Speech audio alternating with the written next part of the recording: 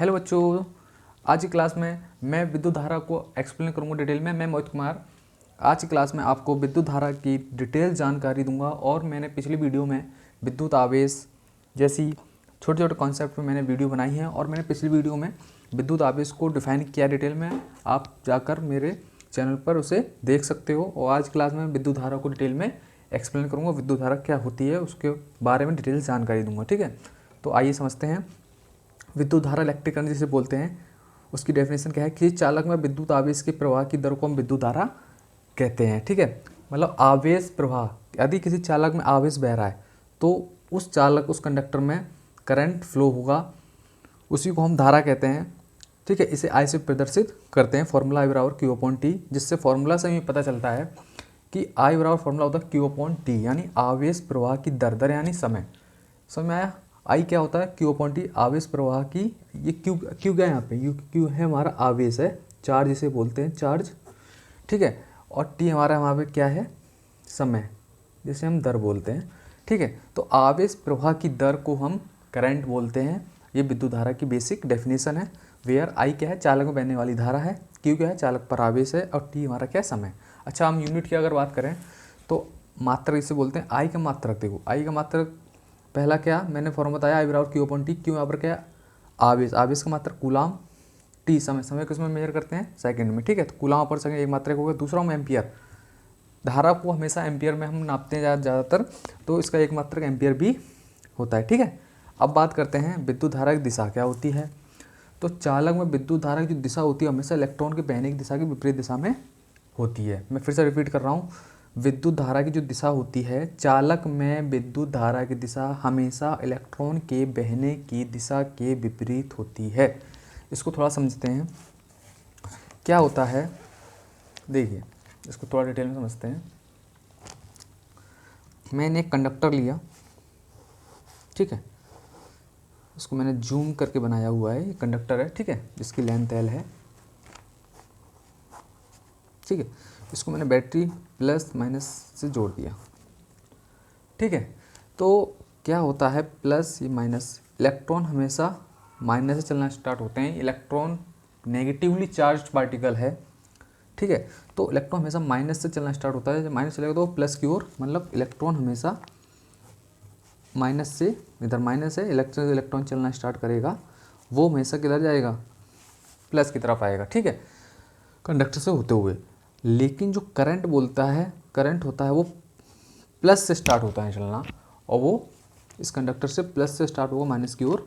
Current की direction हमारी आई की जो डायरेक्शन है वो मेरा हमेशा, देखिए, जो करंट की डायरेक्शन है वो प्लस से स्टार्ट हुई और माइनस पे जाके खत्म होती है। ऐसी इलेक्ट्रॉन क्या होता है? नेगेटिवली चार्ज होता है, तो माइनस से हमेशा इलेक्ट्रॉन जो डायरेक्शन होती है वो माइनस से प्लस की ओर होती है, क्योंकि इलेक्ट्रॉन नेगेटिवली चार्ज है, तो वो हमेशा माइनस से होते हुए प्लस की ओर उसकी डायरेक्शन होती है। ठीक है, लेकिन और उसको मैं डिफाइन करता हूँ कि आखिर में धारा प्लस से स्टार्ट ही क्यों होती है। देखो क्या होता है, मैं आपको डिटेल में बताऊँ।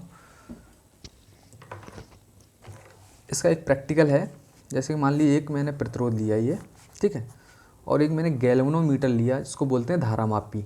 ठीक है, अभी ये नॉर्मल कंडीशन में है, अभी इसमें कोई मैंने वोल्टेज नहीं दिया, यानी बैटरी से नहीं जोड़ा। लेकिन अब मैं क्या करूँगा, इसको बैटरी से जोड़ूंगा, प्लस माइनस। मैं आपको ये बताना चाह रहा हूँ कि करंट की डायरेक्शन हमेशा पॉजिटिव से ही क्यों होती है, नेगेटिव से क्यों नहीं होती। तो इलेक्ट्रॉन तो हमें क्लियर है, माइनस, इलेक्ट्रॉन हमेशा हमारा माइनस से चलना स्टार्ट होता है। ठीक है, लेकिन करंट क्यों पॉजिटिव स्टार्ट होता है, इसके लिए प्रैक्टिकल किया गया। ये मैंने आर प्रतिरोध लगा दिया, लोड। ठीक है, तो ये प्लस से जब क्या होता है, इलेक्ट्रॉन तो चला, इलेक्ट्रॉन तो मूव करेगा, यहाँ से चल के यहाँ से आएगा, सर्किट पर क्लोज कर देगा, ठीक है, रेजिस्टेंस होते हुए। लेकिन क्या होता है जब हम गैल्वेनोमीटर लगा देते हैं तो हम करंट, मैंने क्या बताया था, प्लस से चलना स्टार्ट होता है। तो अभी मान लो करंट अभी नहीं चल रहा है, ठीक है, भूल जाओ, अभी करंट नहीं चल रहा, तो प्लस क्या होता है, जैसे हम गैल्वेनोमीटर को बैटरी जोड़ते हैं तो ये जो गैल्वेनोमीटर है वो लेफ़्ट से राइट की ओर, मतलब इधर की ओर विक्षेप हो जाता है इसका। ठीक है, मतलब ये इधर की ओर विक्षेप, मतलब ऐसा लगता है कि कोई यहाँ से आया करंट और इसको इधर की ओर मूव किया, तो ये इधर की ओर डायरेक्शन उसकी हो जाती है। तो इससे हमें इससे थोड़ा पता चलता है कि जो करंट है वो हमेशा प्लस से माइनस की ओर डाइवर्ट होता है। आप इसको उल्टा भी कर सकते हैं। मान लो मैंने ये लोड लगाया आर प्रतिरोध जिसे बोलते हैं, धारामापी लगा दी, ठीक है। गैल्वेनोमीटर इसको बोलते हैं धारामापी, क्या बोलते हैं इसे, धारामापी बोलते हैं, जो करंट को मेजर करता है। तो मैंने फिर क्या किया, मैंने डायरेक्शन जो अपोजिट की, इधर माइनस इधर प्लस।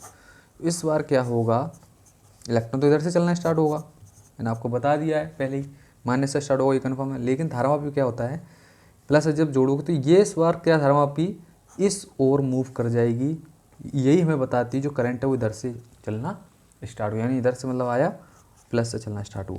तो ये ऐसे एक प्रैक्टिकल से हमें पता चला कि जो करंट है वो प्लस से स्टार्ट होता है। इलेक्ट्रॉन तो मूव कर ही रहा है हमारा सर्किट में माइनस से प्लस की ओर, लेकिन जो करंट है वो डायरेक्शन से हमें पता चला कि जो करंट डायरेक्शन है वो प्लस से ही स्टार्ट होती है। तो ये बेसिक है, ये आपको पता होना चाहिए, ठीक है। बाकी तो मैंने आपको बता ही दिया कि जो इलेक्ट्रॉन है वो हमेशा माइनस से चलना स्टार्ट होता है, ठीक है, माइनस से स्टार्ट होगा क्योंकि इलेक्ट्रॉन नेगेटिव चार्ज है, और जो करंट है वो हमेशा पॉजिटिव से। तो अब क्लियर मैंने आपको कर दिया, ठीक है। अब मैं इसके कुछ न्यूमेरिकल आपको करके दिखाता हूँ, ठीक है। इसके हम कुछ न्यूमेरिकल करेंगे करंट के, आइए न्यूमेरिकल करते हैं। एक चालक से होकर 1 मिनट में 300 कूलम आवेश गुजरता है, ठीक है। तो चालक बहने वाले धारा का मान ज्ञात करना है। क्या क्या दिया है उसको लिख लेते हैं।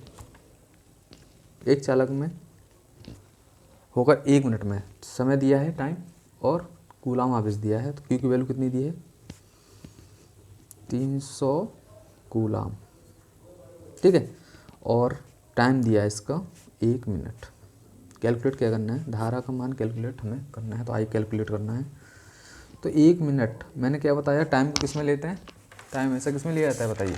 मैंने टाइम को यूनिट किस में बताई थी, कूलम पर सेकंड में बताई थी। तो मिनट को सेकंड में चेंज करेंगे, कितना होगा बताइए, हो जाएगा 60 सेकंड, ठीक है। 1 मिनट 60 सेकंड होते हैं। अब फॉर्मूला रख दें सिंपल सा, आई इक्वल टू क्यू की वैल्यू क्या होता है, क्यू अपन टी होता है, तो आई इक्वल टू क्यू की वैल्यू रख दीजिए 300 कूलम, और टाइम की जगह कितना रखोगे, 60 सेकंड रखोगे। 0 0 के 6 से 30 कितने बार कटेगा, आई इक्वल टू आएगा 5 एम्पियर, ठीक है। तो ये हमारा नॉर्मल सा सवाल था जिसको मैंने कैलकुलेट किया। अब नेक्स्ट सवाल करते हैं थोड़ा सा। नेक्स्ट सवाल क्या कह रहा है, देखिए नेक्स्ट सवाल देखते हैं। 1 एम्पियर धारा में इलेक्ट्रॉन की संख्या हमें कैलकुलेट करनी है कि 1 एम्पियर में जो इलेक्ट्रॉन है वो कितने हैं फ्लो होते हैं सर्किट में या किसी भी कंडक्टर में। तो आई की वैल्यू तो गिवन है हमें 1 एम्पियर, ठीक है। आई की वैल्यू मुझे पता है 1 एम्पियर, बट हमें इलेक्ट्रॉन की संख्या n निकालना है इस बार, ठीक है। तो फॉर्मूला यूज करेंगे सिंपल सा। पहले तो आई का फॉर्मूला रखता हूँ, आई बराबर क्यू अपॉन टी। देखिए क्यू नहीं पता हमें और टाइम, तो इलेक्ट्रॉन की संख्या ज्ञात करनी है। तो आई बराबर क्यू अपॉन टी होता है, ये तो पता ही है, ठीक है। अब मैं थोड़ा सा इसमें थोड़ा सा सवाल में ट्विस्ट लाता हूँ थोड़ा सा। 1 एम्पियर धारा में इलेक्ट्रॉन की संख्या ज्ञात करनी है, ठीक है, प्रति सेकंड कैलकुलेट करेंगे हम, ठीक है।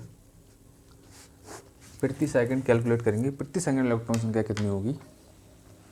तो फॉर्मूला आई इक्वल 1 एम्पियर दिया है, एन निकालना है इलेक्ट्रॉन संख्या, आई बराबर क्यू अपॉन टी फॉर्मूला लगाया। आई तो हमें पता दिया 1 दिया है, अब क्यू नहीं दिया, तो क्यू को हम क्या करेंगे, देखिए थोड़ा सा क्यू की वैल्यू मैं क्यू को बता देता हूँ। क्यू मैंने आवेश को पिछली वीडियो में डिफाइन किया, उसको जाके आप अच्छे से रीड कर सकते हो। क्यू बराबर फॉर्मूला होता है एन ई, क्या होता है क्यू बराबर फॉर्मूला होता है एन ई।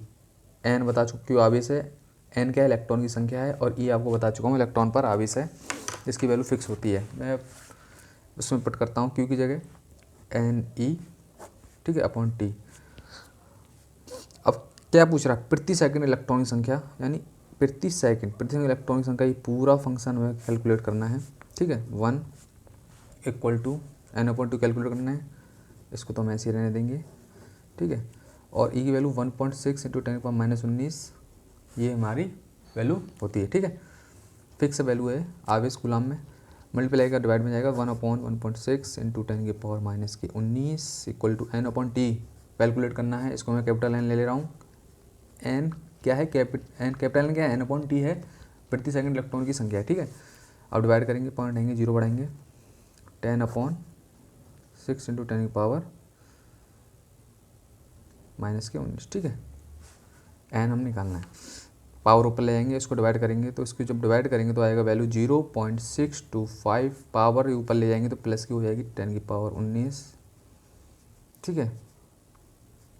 n पॉइंट को एक संख्या इधर लेके आएंगे तो 6.25 × 10⁻, एक कम हो जाएगा, पॉइंट को यहाँ से यहाँ ला रहा हूँ तो जो पावर प्लस की वो एक कम हो जाएगी, 18 बचेंगे, तो ये आ गया हमारा इलेक्ट्रॉन की प्रति सेकंड इलेक्ट्रॉन की संख्या। यानी ये क्या बता रहा है, 6.25 क्या बता रहा है कि किसी चालक में, थोड़ा इसको डायग्राम से मैं तुम्हें क्लियर करता हूँ कि यदि किसी चालक में कंडक्टर है कोई, ठीक है, मैंने बैटरी लगाई प्लस और माइनस, ठीक है, 20 वोल्ट की बैटरी लगा दी, तो यदि किसी कंडक्टर में 1 एम्पियर की धारा बह रही है, मान लीजिए इस कंडक्टर में 1 एम्पियर की करंट बह रहा है, ठीक है, तो उस कंडक्टर में प्रति सेकंड जो इलेक्ट्रॉन है वो हमें कैलकुलेट किए, वो कितने आए थे, n/t की वैल्यू बताइए कितनी आई थी, 6.25 × 10⁻18, यही तो है। देखो n की वैल्यू 6.25 × 10⁻18, n को हमने n को माना है, तो आप n/t मानो, प्रति सेकंड इलेक्ट्रॉन संख्या मानो या कैपिटल N मानो, एक ही बात है। तो क्या होगा, इतने इलेक्ट्रॉन प्रति सेकंड यहाँ से प्रवेश करेंगे और 6.25 × 10⁻18 इलेक्ट्रॉन यहाँ से निकलेंगे, तब उस कंडक्टर में जो करंट फ्लो होगा वो हमारा 1 एम्पियर होगा। ये बात समझ में आई, ठीक है। n/t मैं फिर से रिपीट कर रहा हूँ, n/t बराबर है कैपिटल N के, ठीक है।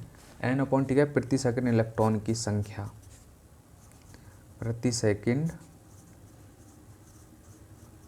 इलेक्ट्रॉन की संख्या, ठीक है।